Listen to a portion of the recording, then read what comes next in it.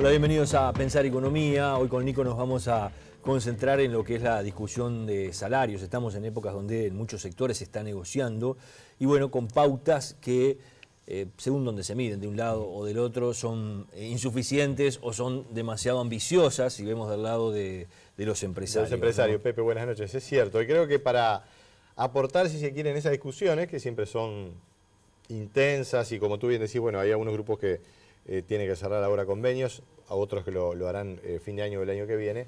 Lo cierto es que es una discusión que se vuelve más tensa porque efectivamente la economía está con un escenario distinto, hay a nivel regional, bueno, la verdad que novedades bastante negativas por el lado de Brasil, lamentablemente. Una economía está cayendo al orden del 2% anual. Para este ya cayó año. en recesión, ¿no? No Cayó en sé recesión cuánto porque, hacía que no pasaba por una situación de esas hace características. mucho tiempo, porque técnicamente se considera recesión cuando una economía baja 2 trimestres consecutivos. Y bueno, la economía de Brasil había caído el primer trimestre, cayó en el segundo y se configura la recesión técnicamente hablando. Pero ya el ambiente era de una caída del PBI.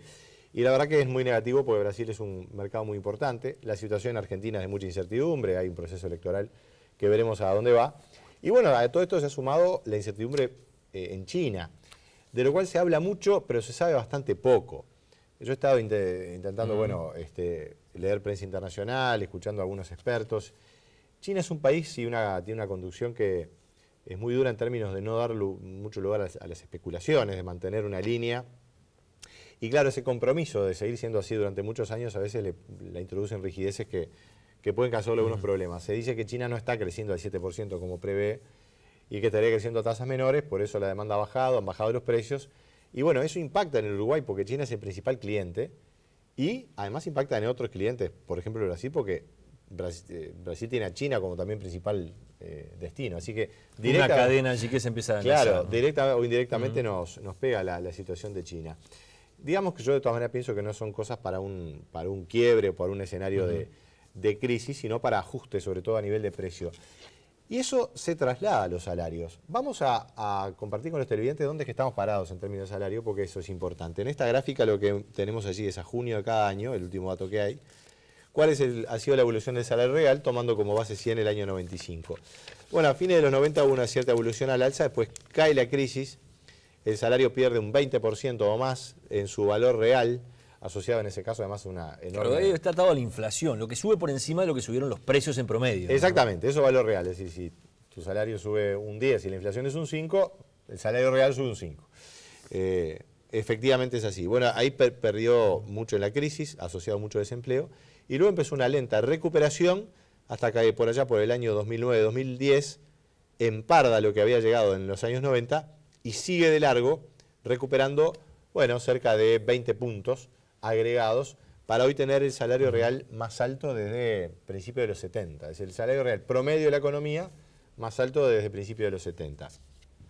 Este es un escenario sin duda auspicioso. ¿Cómo sigue esto para adelante? ¿Puede seguir creciendo el salario real en la economía uruguaya? Es lo que quieren los gremios, ¿verdad? En realidad los gremios lo que pretenden es no perder el salario real, que eso no baje, y eventualmente seguir creciendo. La verdad que las condiciones están complicadas, porque además empezó a esbozarse un aumento en el desempleo, perdón. Y ahí entonces siempre los gobiernos van a privilegiar mantener el empleo o que el empleo no sufra tanto. Y bueno, eventualmente si se puede aumentar el salario bien y si no, mantenerlo. ¿No? Una de las banderas que ha levantado el PIT-CNT, Nico, es, bueno, la economía va a crecer según el gobierno. Claro. ¿Cuánto el año que viene? 2,5. 2,5 este año, un poco más que viene. Se supone que llegaríamos a un 10% o más, tal vez 15% en los 5 años. Acumulados. Dice, ¿quién se lleva esa riqueza? ¿Por qué eso no va a los salarios? Claro, exactamente. Bueno, el tema punto uno es que eso es una proyección, no es una certeza. Ahora bien, si tomamos la proyección y la incorporamos con una certeza de contrato y después no se cumple, tenemos un lío grande, ¿no? Porque eso ajusta por empleo seguro. Ahí sí que seguro ajusta por empleo porque va a haber empresas que no van a poder bancar eso. Claro, por otra parte, los trabajadores dicen, bueno, como tú bien lo explicabas, quiero participar de ese crecimiento.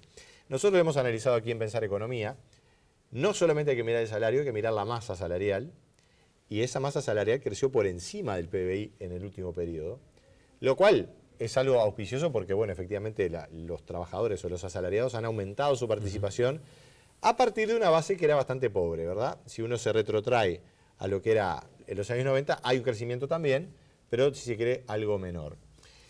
Todo esto va a estar en juego y bueno, por algo además las cláusulas que hay en los acuerdos salariales que se han propuesto son a retomar a 2 años, que coincide casualmente con lo que es el plan presupuestal, que es a 2 años también, lo veíamos en el programa de la semana pasada.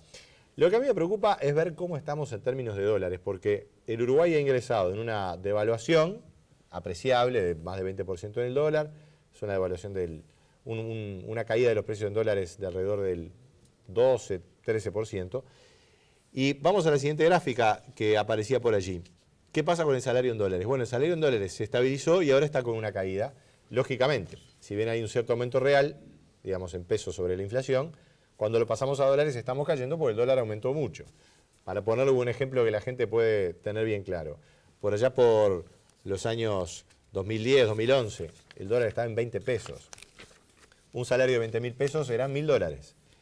Hoy un salario de 20.000 pesos, y pongámosle algún aumento que puede estar en 22.000, 23.000, con el dólar a 28, y estamos hablando de 800 dólares. ¿Sí? Ha habido una baja importante. En realidad los aumentos han sido mayores, así que por eso es que no baja tanto. Pero en dólares estamos con un salario similar al que había en el año 2010-2013. Esto, a pesar de que implique una pérdida de poder adquisitivo de los bienes importados, desde automóviles hasta prendas importadas, bueno, todo lo que venga del exterior y sus precios en dólares se hayan mantenido, hace a la competitividad del Uruguay. Es decir, bueno, los costos en dólares del salario en general y los asociados se reducen y el Uruguay puede ser más competitivo. Por eso me parece que esta tendencia es bien importante ver cómo sigue. Todo indica que vamos a tener, lejos estaremos de tener una recuperación de salario en dólares. Tal vez esto pueda seguir hacia abajo o por lo menos marcar un escalón abajo para los próximos años o los próximos 2 años. Después habrá que ver qué pasa con el dólar también, porque bueno, este tema de China seguramente atrase la decisión de Estados Unidos de aumentar la tasa, así que el dólar tampoco es que se configure en escenario de una, digamos, radical valorización en poco tiempo. No va a seguir subiendo y subiendo indefinidamente. En realidad, más que por la fortaleza del dólar, lo que ha pasado es que ha habido un cierto movimiento de refugio de los capitales que han salido de los mercados emergentes hacia el exterior. Y bueno, vamos a ver qué es lo que pasa con esta tendencia. No todos los salarios han variado de la misma manera. Por eso está bueno verlo por sectores, ¿no? Vamos a verlo por sectores, porque... Y aquí hicimos la cuenta bien de largo plazo. Los aumentos reales, por encima de la inflación, según el sector, entre 2004 y 2015. Y la verdad, estos son datos de la encuesta de hogares, ¿verdad? Pueden tener alguna relativización, porque uno dice, bueno, estoy en el comercio y no aumenté tanto. Bueno, el promedio da que el comercio aumentó casi 80%, la construcción, esto lo hemos analizado, 75%, hoteles y restaurantes 57%, la industria menos, ¿no? Ha habido un aumento importante de salario real, pero el 52%, la salud 46%, y ahí ya nos vamos acercando más al promedio de la economía que anda por ese nivel. La enseñanza 43%, ustedes fíjense que aquí estamos dando una cifra que es distinta a la que dio el gobierno. Son registros distintos, una cosa es lo que da el gobierno según la lista de salarios de la ANEP, y otra cosa es la encuesta de hogares. Acá puede incluirse enseñanza privada, otro tipo de enseñanza, en fin. Pero 43%. Y servicios financieros 37%, bancarios, etc. Puede llamar la atención. Lo que pasa es que, claro, son salarios que venían de niveles relativamente mayores. Y seguramente allí es parte de la explicación de por qué han subido por abajo del promedio. Pero lo cierto es que hay grandes diferencias entre los sectores. Por eso, hablar de un salario medio puede tener sentido cuando se describe la economía, pero ha habido realmente diferencias importantes entre los sectores, y eso es un tema que también hay que tener en cuenta para las negociaciones salariales de los distintos sectores. El gobierno lo que quiere es fortalecer los salarios bajos también, eso parece claro, y bueno, por allí está una de las pautas que vamos a conocer en los próximos meses. Queríamos hacer un capítulo final de actualización aquí en Pensar Economía de los temas del régimen de jubilación por ahorro individual, que recordemos convive con el régimen de reparto, ¿verdad? El régimen llamado de las AFAPs. La gente lo conoce como las AFAPs. Exactamente. Bueno, ¿qué ha pasado en los últimos años y por qué? Podemos saber por qué lo queremos destacar. Los afiliados siguen creciendo, pasaron de menos de 1 millón a casi 1.300.000. El fondo en pesos casi que se triplicó. En dólares, que tal vez era la manera más asequible de verlo, hablamos de 5.800 de salario de 2010, 10.700 millones de dólares que hay en manos de las AFAP hoy por hoy. Es tentador ese dinero. Si el INEFOP, que ganó 80 millones, ya el presidente Vázquez le puso allí una mirada sí, cariñosa, digamos que imagínense con esto de las AFAP. Bueno, se habla mucho de los fondos de las AFAP, Bueno, los fondos de las AFAP se pueden aplicar una cantidad de cosas. En Uruguay hay una restricción de que no se puede invertir afuera. En Chile, por ejemplo, los fondos de los jubilados chilenos, de los trabajadores chilenos, pueden invertirse en el exterior y eso pasa en otros lugares del mundo. Aquí en Uruguay no, y eso genera una situación que a mí, digamos, no es que me preocupe, pero es una señal que hay que destacar. El gobierno en las AFAP tiene un cliente seguro para sus emisiones. Y no en vano, a pesar de que, como vemos ahí, ese tramo rojo que es del fondo de ahorro, los títulos públicos han bajado, sigue siendo una proporción muy importante. Han aumentado las inversiones en empresas, que es el tramo azul que está por allí. Después hay otros y hay mayor liquidez, mayor disponibilidad, eso es también un síntoma de estos tiempos.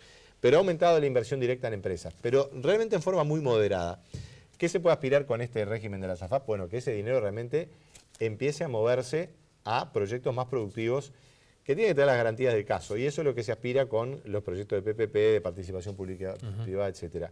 Pero la cuestión que me queda ahí pendiente es, bueno, ¿qué pasa entonces? Porque las AFAP siempre fueron, y cada vez que hay una emisión de títulos públicos son los primeros clientes. Si esos fondos van a estar aplicados a cosas más de aplicación directa en la economía, ¿qué pasa con la deuda pública? Uruguay sí tiene un riesgo país muy bajo, mantiene la calificación de deuda, eso es importante, eso se va a jugar en el presupuesto, que se mantenga el resultado fiscal y si se puede mejorar, pero ahí las AFAP están mirando también muy atentamente qué pasa con todo eso. Gracias, Nico. Encantado. Nos reencontramos la semana que viene aquí en Pensar Economía. Los esperamos.